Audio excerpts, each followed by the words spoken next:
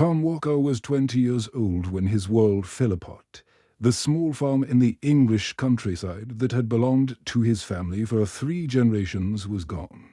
Bad weather had destroyed their crops for 2 years in a row, and the bank had come to collect what they owed. His parents packed their few belongings and moved to the city to live with his uncle's family. But there was no room for Tom. Standing in the empty farmhouse where he had grown up, Tom felt more alone than ever. Before, all he had left was his faithful horse Charlie, the clothes he wore, and a few coins in his pocket that would not last long. His mother had cried when they said goodbye, and his father could not look him in the eyes. They all knew this might be the last time they would see each other. Tom climbed onto Charlie's back and rode away from the only home he had ever known. He did not look back because it hurt too much. The road ahead was uncertain, but staying would only remind him of everything he had lost. For 3 days, Tom traveled through the countryside. He slept under trees and ate the last of the bread his mother had packed for him. Charlie was getting thin too, and Tom worried about finding food for his horse. The autumn air was getting colder each day, and Tom's coat was not warm enough for the nights. On the 4th morning, Tom rode into a small village called Millbrook. The cobblestone streets were wet from the rain that had fallen during the night. Smoke rose from the chimneys of cozy stone cottages, and Tom could smell bacon cooking. His stomach ached with hunger, but he had no money to buy food. The village was quiet and peaceful. Children walked to school with their books under their arms, and shopkeepers were opening their doors for the day. Everyone seemed to have a place to go and people who cared about them. Tom felt like a stranger watching a life he could never have dotted the edge of the village. Tom saw an old stone farmhouse that looked different from the others. A weathered wooden sign by the gate read Rose Hill Ranch. But the paint was fading. The fence posts were broken and leaning over. Weeds grew everywhere in what had once been a garden. The whole place looked forgotten and sad, but something about it made Tom stop Charlie and stare. The house was built of grey stone with a red tile roof. There were flower boxes under the windows, but they were empty now. A small barn stood behind the house, and Tom could see a few chickens pecking at the ground. Despite the neglect, there was something peaceful about the place that touched his heart. As Tom sat on Charlie watching the old farmhouse, the front door opened. An elderly woman with silver hair came out carrying a heavy bucket of chicken feed. She moved slowly and carefully, and Tom could see that the bucket was almost too heavy for her to carry. She wore a simple brown dress and a worn apron, and her face showed the lines that come from years of hard work. Tom's mother had taught him to always help people in need, especially older people who reminded him of his beloved grandmother. Without thinking, he climbed down from Charlie and walked toward the woman. "Excuse me, ma'am," Tom called out politely, taking off his hat as his father had taught him. "Might I help you with that bucket?" The woman looked up, surprised to see a young stranger offering help. Her name was Mary Fletcher, and she had kind blue eyes that sparkled even though she looked tired. When she smiled, her whole face lit up with warmth. "That's very thoughtful of you, young man," Mary said, setting down the heavy bucket with relief. "I'm not as strong as I used to be." Tom picked up the bucket easily and followed Mary to the chicken coop. As he scattered the feed for the hungry chickens, Mary watched him carefully. She could see that he was tired and thin, and his clothes showed that he had been traveling for several days. But there was something honest and gentle in his face that reminded her of her own son, who had died many years ago. "You look like you've been on the road for some time," Mary said softly. "When did you last have a proper meal?" Tom's face turned red with embarrassment. He did not want to seem like a beggar, but he was too honest to lie. "Yesterday morning, ma'am. But I'll be fine. I just wanted to help. Mary shook her head firmly. Nonsense. Come inside for some tea and bread. It's the least I can do for your kindness to an old woman. Tom wanted to refuse because he did not want charity. But his stomach was so empty it hurt. Mary seemed genuinely kind. Not the type of person who would make him feel ashamed for accepting help. He tied Charlie to a post and followed Mary into her warm kitchen. The kitchen was simple but clean, with a wood stove that filled the room with warmth. Mary put the kettle on to boil and cut thick slices of fresh bread. She spread butter and jam on the bread, and Tom thought it was the most delicious food he had ever tasted. Over steaming cups of tea, Tom told Mary his story. He explained about losing the family farm and having nowhere to go. Mary listened with compassion, nodding as she recognized the pain of loss in his young voice. When Tom finished talking, Mary was quiet for a moment. I understand how you feel, Mary said finally. I lost my husband Henry 2 years ago, and I've been trying to manage this ranch by myself ever since. It's been very difficult. Mary explained that Rose Hill Ranch had once been prosperous, but since Henry's death, she could not keep up with all the work. The fences needed repair. The garden was overgrown. And she was getting too old to do the heavy lifting that ranch. Work required. I can't pay much, Mary said quietly, looking directly into Tom's eyes. But if you're willing to work hard, you could stay in the barn and help me keep this place running. The work won't be easy, and I can only offer food and shelter. Tom's eyes filled with tears of gratitude. After days of uncertainty and fear, someone was offering him hope. Ma'am, that would mean everything to me. I promise you won't regret giving me this chance. That evening, Mary showed Tom to the small room above the barn where he could sleep. She gave him clean blankets and showed him where he could wash. Charlie had a stall in the barn with fresh hay and oats, the first good meal the horse had enjoyed. In days, as Tom settled into the soft hay with Charlie nearby, he felt something he had not experienced in months, for the first time since losing his family farm. Tom felt hope growing in his heart. Sometimes, he thought as he drifted off to sleep. When one door closes in life, another opens through the unexpected kindness of strangers. Winter came to Rose Hill Ranch like a cold, unforgiving test that would show what Tom Walker was truly made of. Every morning before the sun rose, Tom crawled out of his warm blankets in the barn and stepped into the freezing air. His breath made white clouds as he walked through the snow to milk the cows, whose warm bodies steamed in the cold barn. The cows had to be milked every day, no matter how cold it was or how much snow had fallen during the night. Tom's fingers often became so cold he could barely feel them, but he never missed a single morning. After milking, he would carry the heavy buckets to Mary's kitchen, where she would smile and thank him with a cup of hot tea that warmed his frozen hands. The fences round the ranch had been broken for months before Tom arrived. Now, with winter winds howling across the fields, fixing them became even more important. The cold metal posts burned his hands even through thick gloves. And the frozen ground was so hard that digging new holes felt like trying to break through stone with a spoon. Day after day, Tom worked on those fences. His hands became covered with cuts and calluses, and his back ached from bending over the fence posts. Some days the wind was so strong it knocked him over, and some days the snow was so deep he could barely walk through it. But Tom never complained, not even once.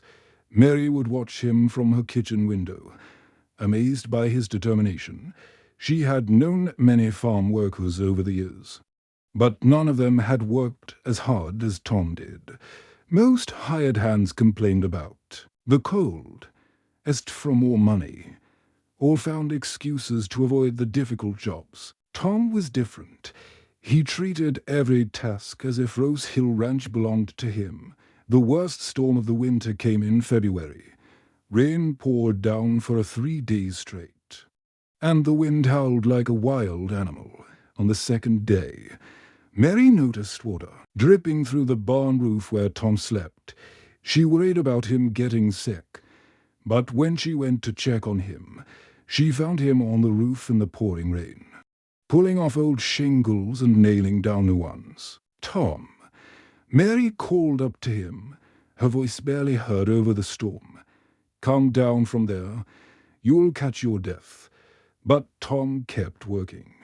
Water running down his face and soaking through his clothes for 3 days. He climbed up and down that roof, replacing every broken shingle. He refused to come inside to get warm. Even when Mary brought him hot soup and begged him to rest, you didn't have to work in such awful weather. Mary told him when the storm finally ended. She handed him a steaming bowl of soup, worried about how pale and tired he looked. Tom accepted the soup gratefully, his hands shaking from cold and exhaustion. This is my home now, too, he said simply, looking up at the barn roof that no longer leaked. I want to take care of it. Those words touched Mary's heart more than Tom could ever know. She had lived at Rose Hill Ranch for 30 years, but no one had ever called it home with such genuine feeling. Even her own children had been eager to leave for the excitement of city life. Daughter's winter slowly turned to spring. The people of Millbrook began to notice the changes at Rose Hill Ranch, where once the fences had been broken and falling down. Now they stood straight and strong. The barn that had been falling apart was now solid and weatherproof. The garden that had been choked with weeds was now cleared and ready for planting. Most importantly, Mary Fletcher seemed like a different person.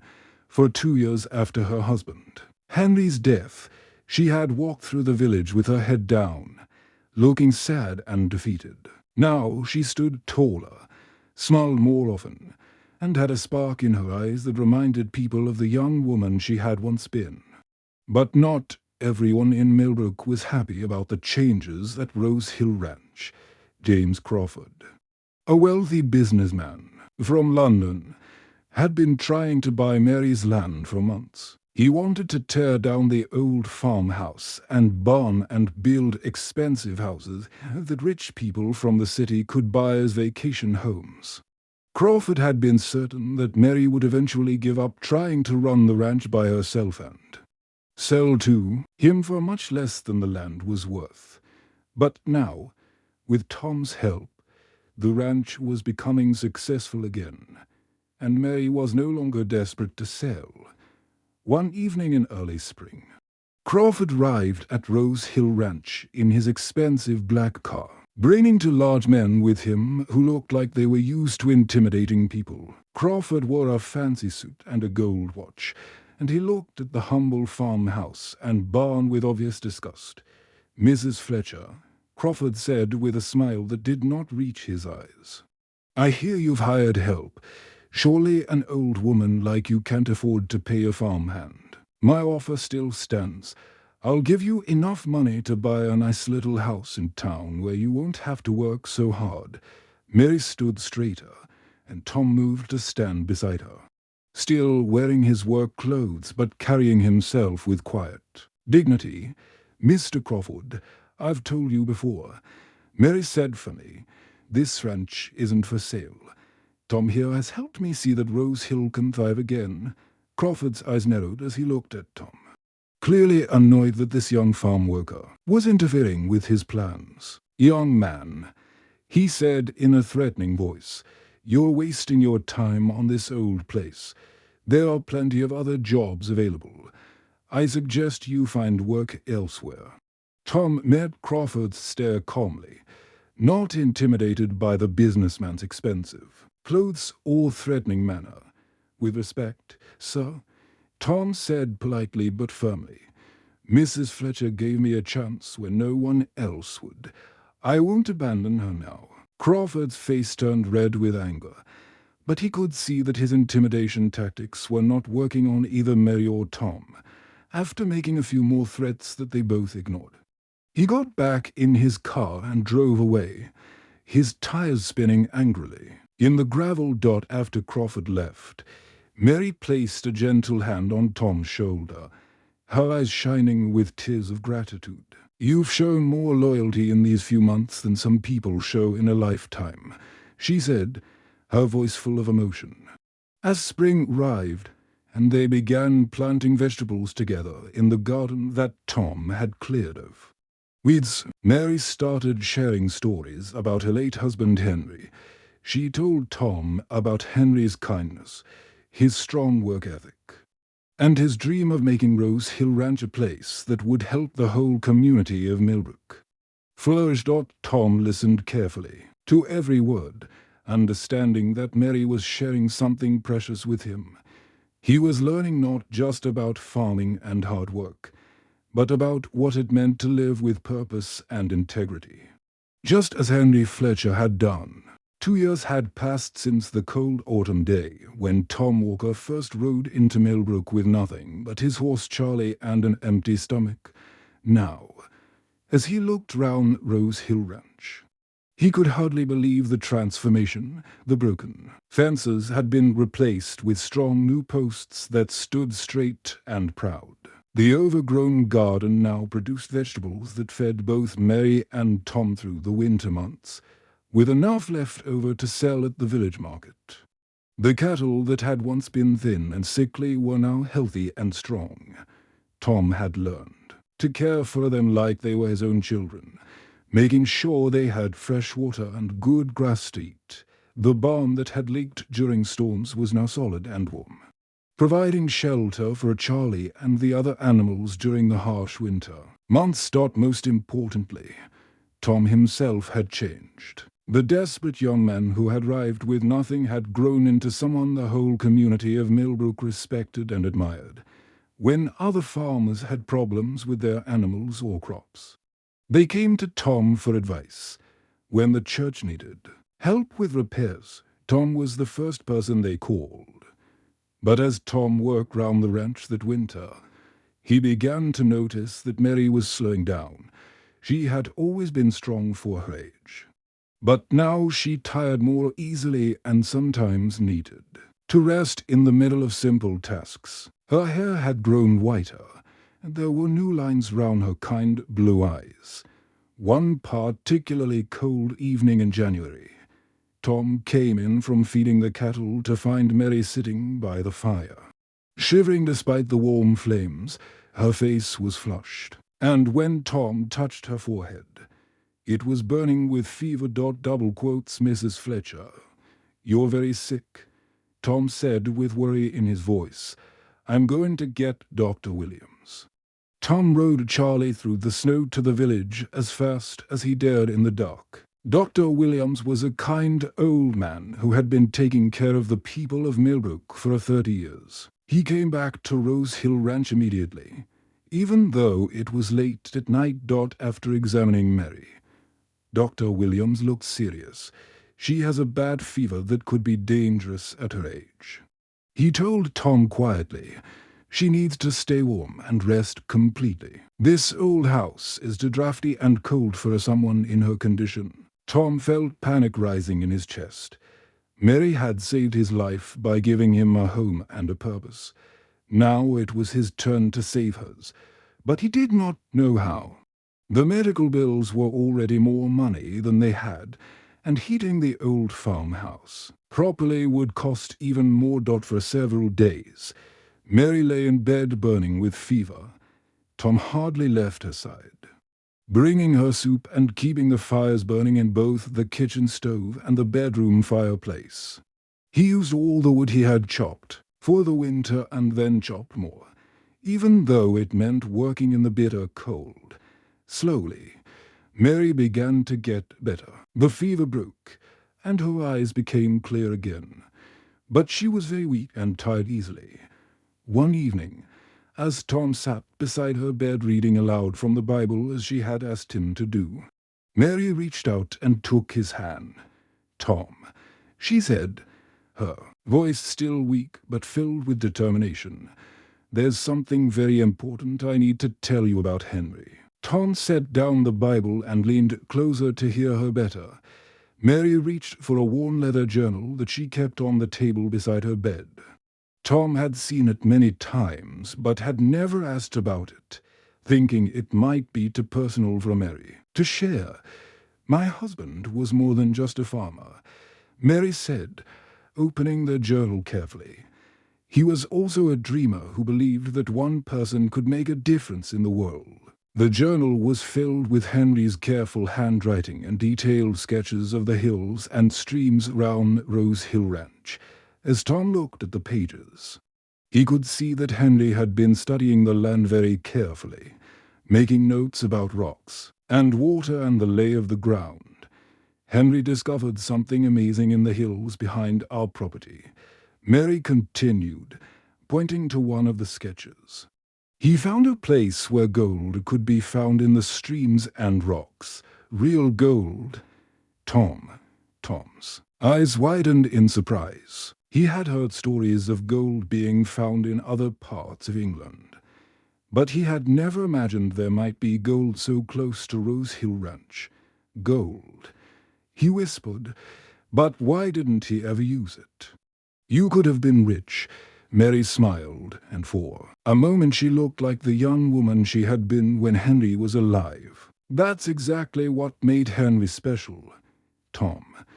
He believed that gold without good character was worthless.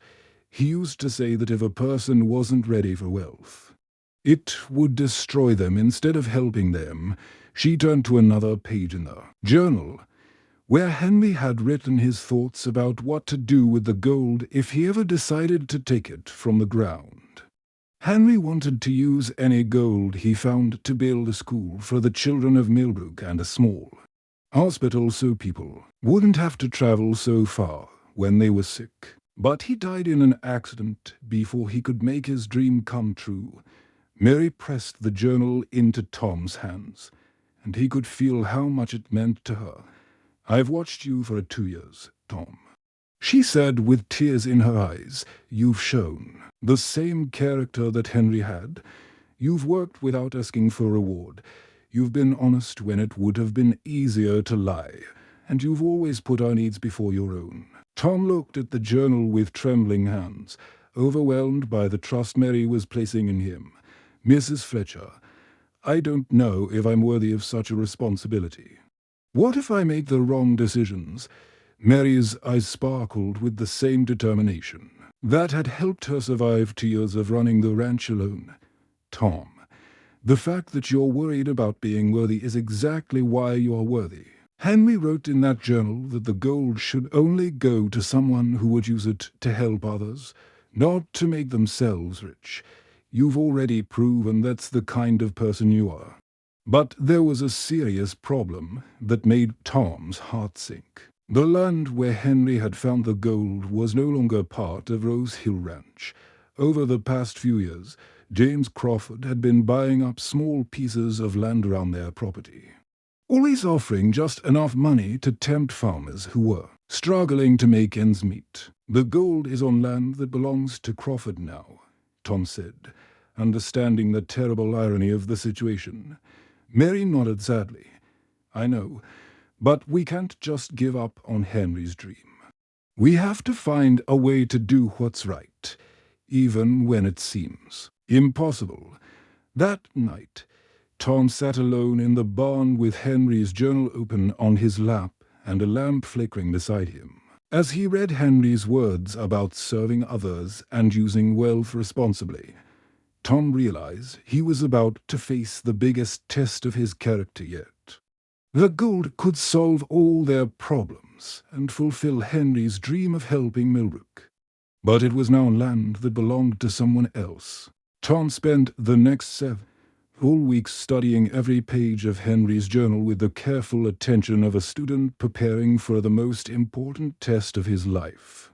The leather-bound book contained detailed maps of the hills behind Rose Hill Ranch. with Henry's neat handwriting describing the exact locations where he had found signs of gold in the rocky streams and hidden valleys. Early each morning, before Mary woke up, Tom would saddle Charlie and ride quietly into the hills to explore the areas Henry had marked in his journal. He followed the winding streams and climbed the rocky slopes, searching for the telltale glint of gold in the water and the specific rock formations Henry had sketched so carefully.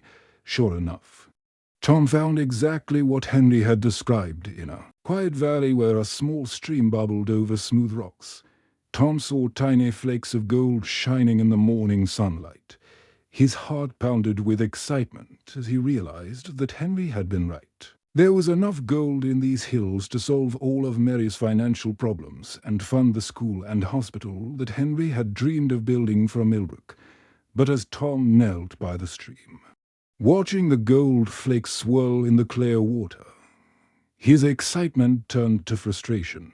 This land now belonged to James Crawford, the unpleasant businessman who had been trying to force Mary to sell Rose Hill Ranch.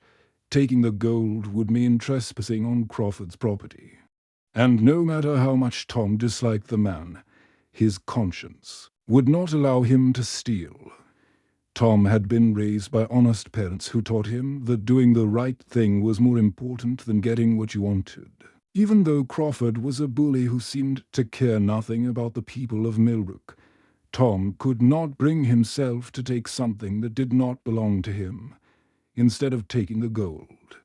Tom made a different choice that would require much more courage. He began quietly investigating Crawford's business dealings round Millbrook, spending his evenings talking to farmers and elderly people who had sold their land to the businessman over the past few years. What Tom discovered made his heart sink. With anger and sadness, Crawford had been using false documents and scare tactics to force elderly farmers to sell their property for far less than it was worth. He would arrive at their homes with official-looking papers that were actually fake, claiming that the government was going to take their land anyway unless they sold to him immediately. Many of the older farmers could not read well and trusted Crawford when he told them lies about new laws and regulations. Others were intimidated by the large men Crawford brought with him, men who made it clear that bad things might happen to anyone who refused to cooperate. Tom carefully wrote down everything he learned, collecting names and dates and details about each dishonest land purchase. When he had gathered enough evidence, he took it to Robert Harrison, the only lawyer in Millbrook who had a reputation for honesty and fairness.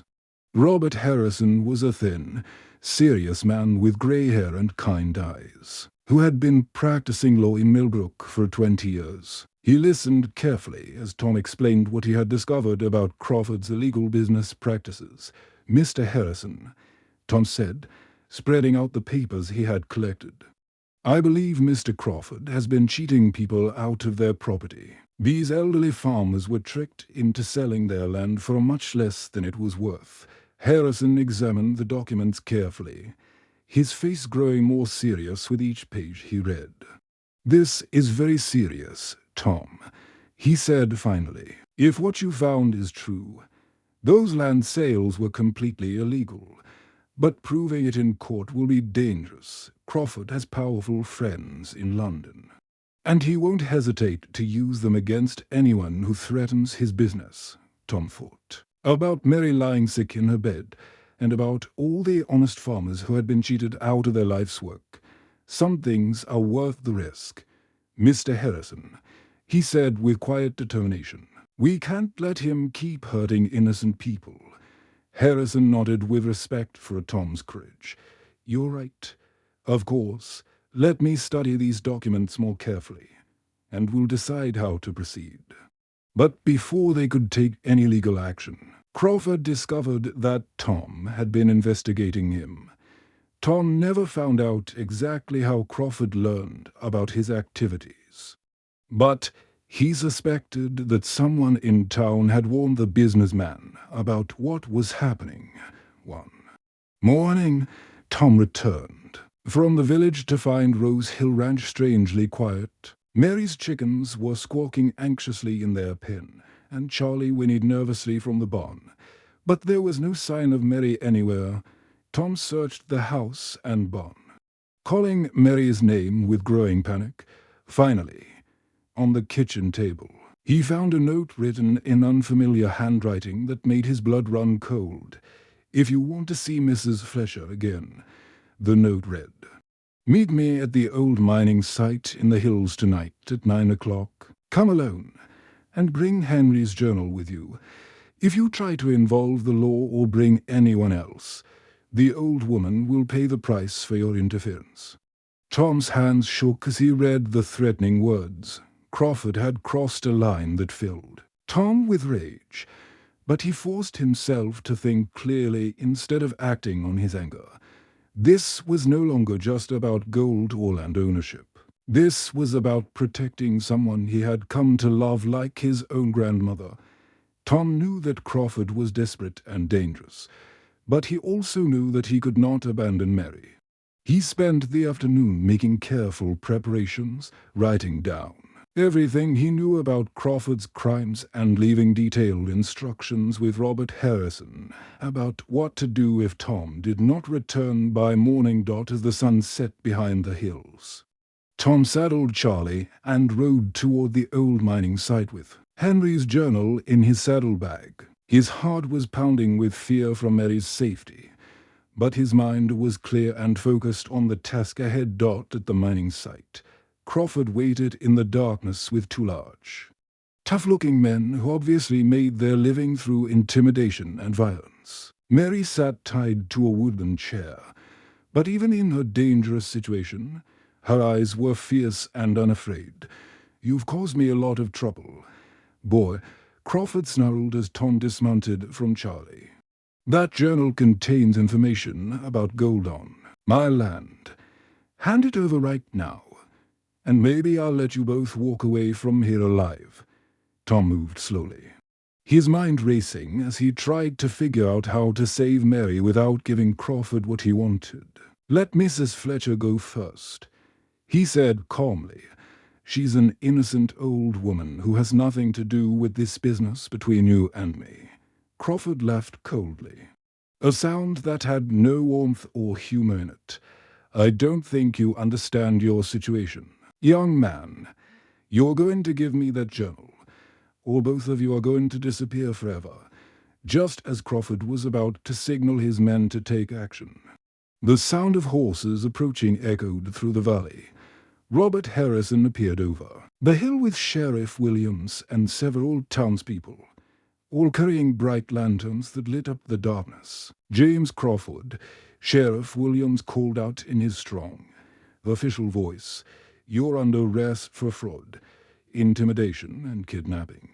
Crawford's face went white with shock and fear as he realized he had been completely outmaneuvered. Tom had anticipated this dangerous confrontation and prepared for it carefully, just as Henry's journal had taught him to approach every challenge with wisdom and careful planning. The trial of James Crawford became the most exciting event that the quiet village of Millbrook had witnessed in many years. People came from neighboring towns to sit in the courthouse and listen as witness after witness told their stories of how Crawford had cheated them out of their land and life savings. Tom sat in the front row of the courthouse every day, wearing his best clothes and feeling nervous as he waited for his turn to testify. When the prosecutor called his name, Tom walked to the witness stand with Henry's journal in his hands and told the judge and jury exactly what he had discovered about Crawford's illegal business practices. The evidence that Tom had gathered was overwhelming. Crawford had used forged documents to trick elderly farmers into believing they were required by law to sell their property. He had threatened people who refused to cooperate, and he had paid far less than the land was worth, knowing that his victims were too frightened or confused to fight back. One by one, the farmers that Crawford had cheated came forward to tell their stories. There was old William Barnes, who had lost the farm where his family had lived for generations. There was widow Sarah Mills, who had been forced to sell her late husband's property for barely enough money to rent a small room in town. Each story was heartbreaking, and the jury listened with growing anger at Crawford's cruelty. When all the evidence had been presented, the judge pronounced Crawford guilty on multiple charges of fraud, forgery, and intimidation. The courtroom erupted in cheers as the judge ordered that all of Crawford's illegal land purchases must be reversed, with the properties returned to their rightful owners at no cost. This wonderful news meant that the land where Henry had discovered gold was once again part of Rose Hill Ranch. Mary cried with joy when Tom brought her the official documents that proved their legal ownership of the hill country where Henry had found the precious metal that would change their lives. Mary had recovered completely from both her illness and the terrifying experience of being kidnapped by Crawford, but the ordeal had changed her in an important way. She had always known that Tom was a good young man, but seeing him risk his own safety to save her had touched her heart more deeply than she could express. "You risked everything for me," Mary said one morning as they sat together on the farmhouse porch, watching the sunrise paint the hills in shades of gold and pink. "I couldn't be more proud of you if you were my own son." Tom's eyes filled with tears of gratitude and love. "You gave me a home when I had nothing, Mrs. Fletcher," he said, his voice thick with emotion. "You're the family I thought I'd lost forever when my parents had to leave for the city." With the legal battles finally over, Tom and Mary could at last explore Henry's gold discovery without fear of trespassing or breaking the law. They spent many happy afternoons following Henry's detailed maps and notes, learning to recognize the signs that indicated where gold could be found in the rocky streams and hidden valleys. The amount of gold they discovered was even greater than Henry had estimated in his journal. There was enough precious metal in the mountain streams to fund everything Henry had dreamed of and more. They could build a new school for Millbrook's children, construct a small hospital to serve the surrounding farms, and make improvements that would turn Rose Hill Ranch into a model of modern, sustainable farming.